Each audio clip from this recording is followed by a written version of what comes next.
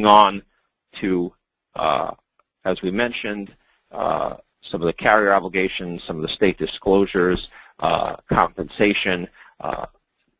All this is in place really to give a policy owner a comfort level in their knowledge that what they may be entertaining or what they may actually be engaging in is a very, very regulated industry, and that consumer protections are in place to obviously protect them from any nefarious behaviors. And the general consensus has always been that a well-educated consumer and advisor is really the best position to be in, so they can make an educated decision. Briefly, in terms of case studies, every case evaluated for a life settlement transaction is a unique case.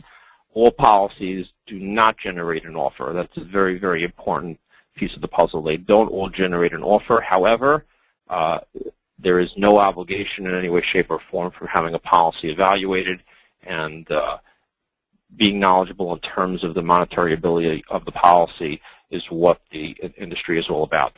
Offers are generally cash offers.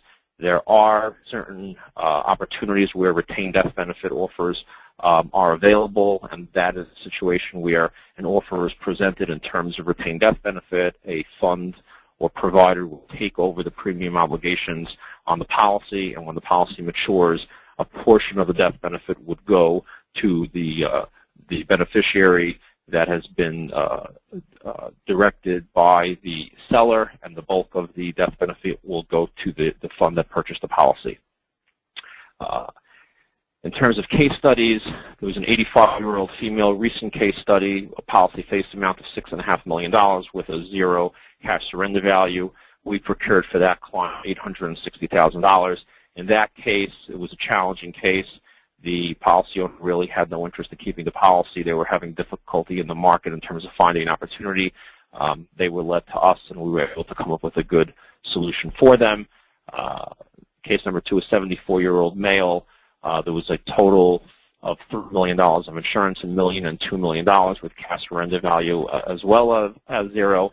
These were term policies that they were going to let go, and they had no idea that there was a market. They eventually did become knowledgeable in the market, and we were able to sell these 2 term policies for $350.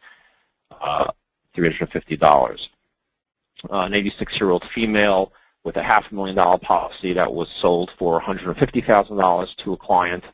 And just moving on to the last case study, if we have it, as it's coming up here, a 72-year-old female with $3 million of a 70-year-old male, excuse me, $3 million of insurance.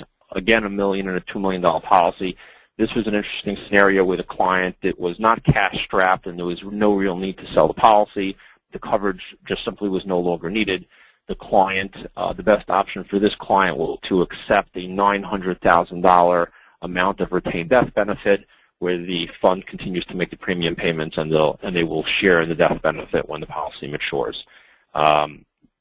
We thank you very much for giving us the time today. That really wraps up our brief presentation on life settlements, and for more information, you can visit us at genesisknows.com. Thank you, Eric, for your time.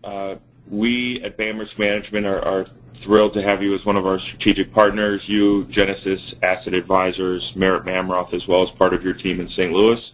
For more information, there is a white paper in, or you can find it within BAMShare, as well as this teleconference webinar, if you will. And for more information, again, genesisknows.com or any of our teammates at BAM Risk Management. Thank you very much.